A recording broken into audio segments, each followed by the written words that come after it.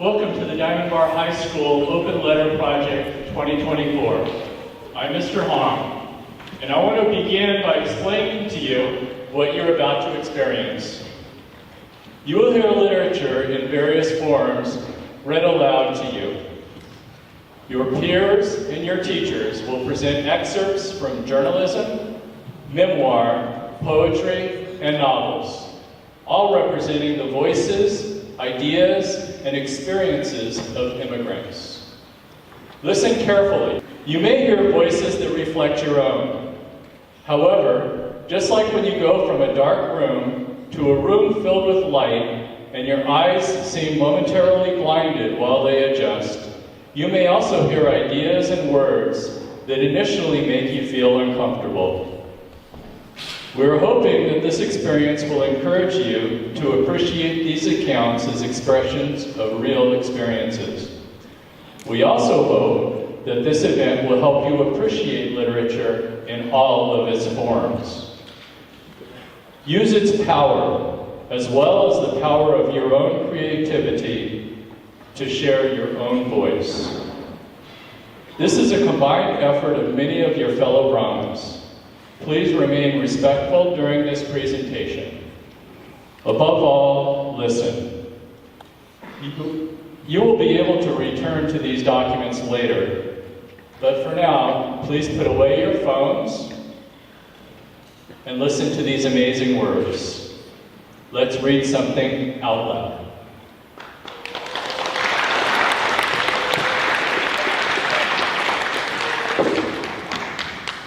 First up this period is a short excerpt from Frank McCourt's novel, ''Tis. Frank McCourt was born in Brooklyn, New York, the child of Irish immigrants. When he was 4 years old, his family moved back to Ireland, where they existed in the depths of poverty. At 19, McCourt left his family to return to New York. He eventually became a teacher and then a best-selling and award-winning author. His memoir, ''Tis, recounts McCourt's time in New York. You will hear two excerpts. The first considers some of the crazy cultural differences between Limerick, Ireland, and New York. In the second, McCourt uses his imagination to travel back to Limerick, where he eventually laments the economic differences between Ireland and America. If I had the money, I could buy a torch and read till dawn. In America, a torch is called a flashlight. A biscuit is called a cookie. A bun is a roll. Confectionery is pastry, and mincemeat is ground. Men wear pants instead of trousers, and they'll even say this pant leg is shorter than the other, which is silly. When I hear them saying pant leg, I feel like breathing faster. The lift is an elevator, and if you want a WC or a lavatory, you have to say bathroom, even if there isn't a sign of a bath there. No one dies in America. They pass away or they're deceased. And when they die, the body, which is called the remains, is taken to a funeral home. Where people just stand around and look at it. No one sings or tells a story or takes a drink. And then it's taken away in a casket to be interred. They don't like saying coffin, and they don't like saying buried. They never say graveyard. Cemetery sounds nicer. I won't go out tonight, and I don't mind because I can stay here and turn my mind into a film about Limerick. This is the greatest discovery I've made from laying in the room, that if I can't read because of Mrs. Austen complaining about the light, I can start any kind of a film in my head. If it's midnight here, it's 5 in the morning in Limerick, and I can picture my mother and brothers asleep with the dog, Lucky, rolling at the world of my uncle snoring away in his bed from all the pints he had the night before, and farting from his great feed of fish and chips. I can float through Limerick and see people shuffling through the streets for the first Sunday Mass. I can go in and out of churches, shops, pubs, graveyards, and see people asleep or groaning with pain in the hospital at the city home. It's magic to go back to Limerick in my mind, even when it brings the tears. It's hard to pass through the lanes of the poor and look into their houses and hear babies crying and women trying to start fires to boil water in kettles for the breakfast of tea and bread. It's hard to see children shivering when they have to leave their beds for school or mass, and there's no heat in the house like the heat we have here in New York, with radiators singing away at 6 in the morning. I'd like to empty out the lanes of Limerick and bring all the poor people to America, and put them in houses with heat, and give them warm clothes and shoes, and let them stuff themselves porridges and sausages. Someday, I'll make millions, and I'll bring the poor people to America and send them back to Limerick fat-arsed and waddling up and down O'Connell Street in light colors.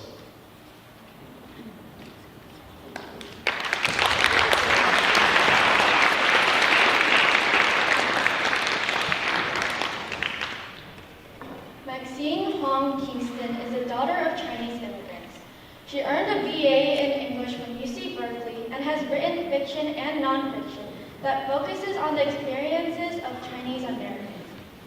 Her memoir, The Woman Warrior, weaves together personal stories and folktales to give definition to her unique perspective as a Chinese American woman.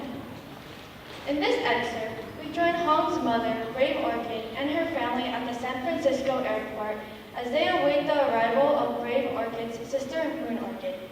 They have been separated, one in China, one in America, for 30 years.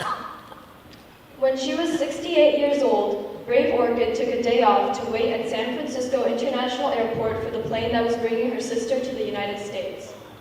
She had not seen Moon Orchid for 30 years. She had begun this waiting at home, getting up a half hour before Moon Orchid's plane took off in Hong Kong. Brave Orchid would add her willpower to the forces that keep an airplane up. Her head hurt with the concentration. The plane had to be light, so no matter how tired she felt, she dared not rest her spirit on a wing, but continuously and gently pushed up on the plane's belly. She had already been waiting at the airport for 9 hours. She was wakeful. Next to Brave Orchid and Moon Orchid's only daughter, who was helping her on the way. Brave Orchid had made 2 of her own children come too because they could drive, but they had been buried away by the magazine racks and the gift shops and coffee shops. Her American children could not sit for very long. They did not understand sitting. They had wandering feet. Oh, you're right, Aunt? Asked her niece. No, this chair hurts me. Help me pull some chairs together so I could put my feet up. Finally, Brave Orchid's children quit wandering and drooped on a railing. Who knew what they were thinking? At last, the niece called out, I see her! I see her! Mother! Mother! Whenever the doors parted, she shouted, probably embarrassing the American cousins, but she didn't care. She called out, Mama! Mama! Until the crack in the sliding doors became too small to let in her voice. Mama! What a strange word in an adult voice. Many people turned to see what adult was calling Mama like a child. Brave Orchid saw an old woman jerk her head up, her little eyes blinking confusedly. A woman whose nerves leapt toward the sound anytime she heard Mama. Then she relaxed to do her own business again. She was a tiny, tiny lady, very thin, with little fluttering hands, and her hair was in a gray knot. She was dressed in a gray wool suit. She wore pearls around her neck and in her earlobes. Moon Orchid would travel with her jewels showing. Brave Orchid momentarily saw, like a larger, younger outline, around this old woman, the sister she had been waiting for. The familiar dim halo faded, leaving the woman so old, so gray, so old. Brave Orchid pressed against the glass. That old lady? Yes, that old lady facing the ghost, who stamped her papers without questioning her, was her sister. Then, without noticing her family, Moon Orchid walked smiling over to the suitcase inspector ghost, who took her boxes apart, pulling out puffs of tissue. From where she was, Brave Orchid could not see what her sister had chosen to carry across the ocean. She wished her sister would look her way. Brave Orchid thought that if she was entering a new country, she would be at the windows. Instead, Moon Orchid hovered over the unwrapping, surprised at each reappearance, as if she were opening presents after a birthday party. Mama! Moon Orchid's daughter kept calling. Brave Orchid said to her children, why don't you call your aunt too? Maybe she'll hear us and all of you call out together. But her children slunk away. Maybe that shame face they so often wore was American politeness. Mama! Moon Orchid's daughter called again, and this time her mother looked right at her. She left her bundles in a heap and came running. "Hey, the customs ghost," yelled at her. She went back to clear up her mess, talking inaudibly to her daughter all the while. Her daughter pointed toward Brave Orchid, and at last, Moon Orchid looked at her, two old women with faces like mirrors. Their hands reached out as if to touch the other's face, then returned to their own. The fingers checking the grooves in the forehead and along the sides of the mouth. Moon Orchid, who never understood the gravity of things, started smiling and laughing, pointing at Brave Orchid. Finally, Moon Orchid gathered her stuff, strings hanging and papers loose, and met her sister at the door, where they shook hands, oblivious to blocking the way. "You're an old woman," said Brave Orchid. "You're an old woman." But you are really old. Surely you can't say that about me. I'm not old the way you're old. But you really are old. You're 1 year older than I am. Your hair is white and your face all wrinkled. You're so skinny. You're so fat. Well, fat women are more beautiful than skinny women. The children pulled him out of the doorway. One of Brave Orchid's children brought the car from the parking lot, and the other heaved the luggage into the trunk. They put the two old ladies and the niece in the back seat. All the way home, across the Bay Bridge, over the Diablo Hills, across the San Joaquin River, to the valley moon so white at dusk. All the way home, the two sisters exclaimed every time they turned to look at each other, "Hi, how old?" Brave Orchid forgot that she got sick in cars, that all vehicles but palanquins made her dizzy. "You're so old," she kept saying. "How did you get so old?" Brave Orchid had tears in her eyes. But Moon Orchid said, "You look older than I. You are older than I." And again she'd laugh. "You're wearing an old mask to tease me." It surprised Brave Orchid that after 30 years she could still get annoyed at her sister's silliness.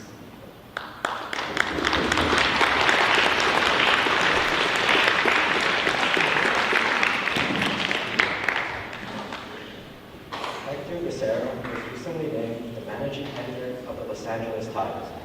He's a Pulitzer Prize-winning journalist. He's the son of Mexican immigrants, and in this excerpt from an essay he wrote in 2017, he fondly recalls how his father was an American. My father was like so many immigrants on his generation from Mexico, coming north without proper papers, looking for work and a better life for their families. Over the years, my father and people like him were demonized by those who felt they were ruining California and praised by others who believed their work ethic and labor were a boon to the state. During the tough times, it was easy to feel like an outsider, seen alienated for not being American. That wasn't quite my dad. He had a 6th grade education, but to a Mexico whose stamina for relentlessly poor governance and knack for driving out its citizens was impressive. So he carved out his own learning, going to night school in LA to get his high school degree soon after his arrival. My father read Dostoevsky, Tolstoy, Steinbeck, and Melville from our childhood porch in Loyal Heights. Inspired notebooks, he composed verses to Mexican songs about his hometown in Jalisco State.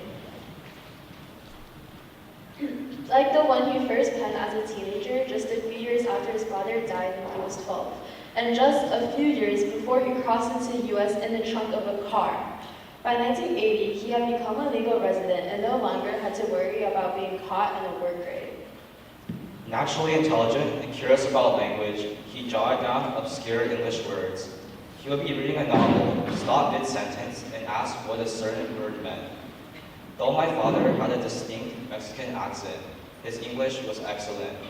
But more than anything besides his name, that accent flagged him as Mexican, and therefore not American. Not then, not ever, no matter what, for some people. He never complained about it. He worked and he learned relentlessly. In one notebook with yellow strips of paper as markers, he wrote categories of words. People, places, fruits and animals, gods and rivers. Abbas, the uncle of Muhammad, Agenor, Prince of Troy, son of Antenor. Francis Bacon, Alexander Solzhenitsyn. We bought him subscriptions to National Geographic, reading being the only way he traversed the wide world, other than a trip he took to a frigid Detroit First Mechanist job in Orange County. That job, with its 12-hour shifts and 6 days of work, brought our family into the middle class. In the 1990s, I took a 2,100-mile trip to Nashville to intern for the Tennessean newspaper. My father eagerly volunteered to take a few days off from work to help me drive there. He portrayed it as being a helpful dad, but I knew he wanted to see America. He showed a childlike awe as we drove east on Interstate 40, through Arizona and New Mexico, through Texas and Oklahoma, where my 1989 Ford Escort threatened to hydroplane as we drove through a powerful storm, in the blinding rain and raging refinery fire. As Memphis loomed, we came across the mighty Mississippi. I was a bottle of angst, unable to appreciate the great vistas that passed through my car window. The Ozarks and Waffle House were all the same to me, but my father's eyes widened as he veered into English and exclaimed, "Jiminy Cricket, look at that neat-hole." About 2 years ago, I visited my parents in Boyle Heights and sat down with my father on the porch. He asked me to administer a practice U.S. citizenship exam for him. We had been nagging him on and off for years to become a citizen, telling him we would pay the costs and that he would ace the exam. I read about 100 questions. He got every single answer right. He never got to take the test. Soon, the cancer he had lived with for more than a decade crept into his bones. For the first time, he did chemotherapy. It seemed to be working until it no longer did. I never heard him complain about dying. Confined to a bed during a large family gathering, he apologized to me for not having bought us a larger home. He died last October, leaving in his wake children and grandchildren who had opportunities he never had. I think about what I told him the day he breezed through that practice U.S. citizenship exam. It was my only half-serious attempt to scare him. "Dad, you never know how the mood of the country could change," I said. "How people will feel about immigrants. It might not be enough to be legal. The best thing is to be an American."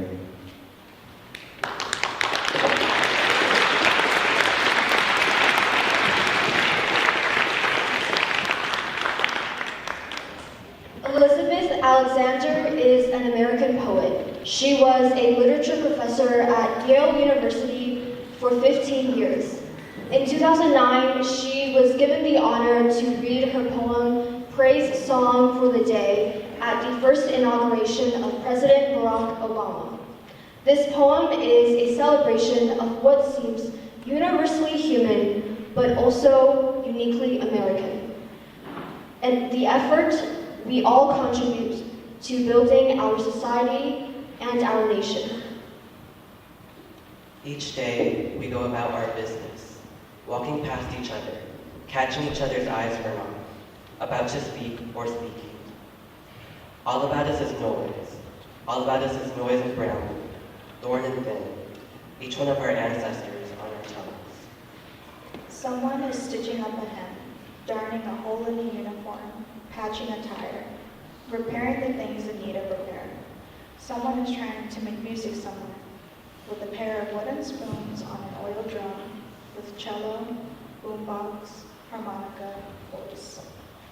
A woman and her son wait for the bus. A farmer considers the changing sky. A teacher says, "Take out your pencils, begin." We encounter each other in words, spiny or smooth, whispered or declaimed, words to consider, reconsider. We cross dirt roads and highways that mark the will of someone and then others. We said, "I need to see what's on the other side. I know there's something better down the road. We need to find a place where we are safe. We walk into that which we cannot yet see." Say it plain that many have died for this day. Sing the names of the dead who brought us here, who laid the train tracks, raised the bridges, picked the cotton and the lettuce, built brick by brick the glittering edifices they would then keep clean and work inside of. Praise song for struggle, praise song for the day, praise song for every hand letter sign, the figuring it out at kitchen tables. Some live by, love thy neighbor as thyself. Others by, first do no harm or take no more than you need. What if the mightiest word is love? Love, beyond marital, filial, national. Love that casts a widening pool of light. Love with no need to preempt grievance. In today's sharp sparkle, this winter air, anything can be made, any sentence begun. On the brink, on the brim, on the cusp. Praise song for walking forward in that light.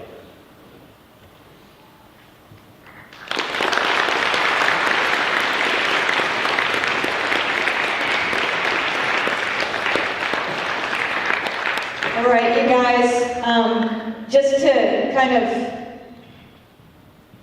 refresh your memory on what you just heard. We heard from Frank McCourt, who wrote about coming from Ireland. Then we heard from the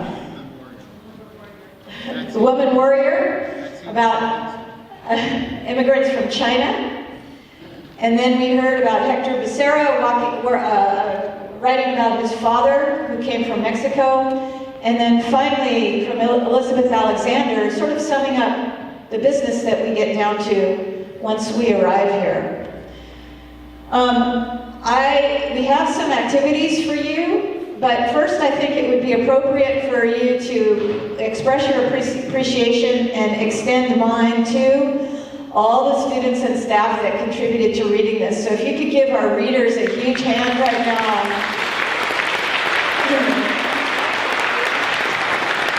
And particularly that poem at the end, like if you go to a poetry reading, you never see that done collaboratively. You never hear a poem read collaboratively. And our students that read that and Ms. Chacon did a really spectacular job. So give them a hand for that as well. And then we also have a bunch of students that participated in organizing this whole thing. So if you are sitting in here or over here and you were of the group that helped organize it, I know we've got some of them standing up over there. We got the guys that did the slideshow, which was just amazing. And we have our group that organized the readers. So if you guys could stand up, if you're seated, please give them a hand right now.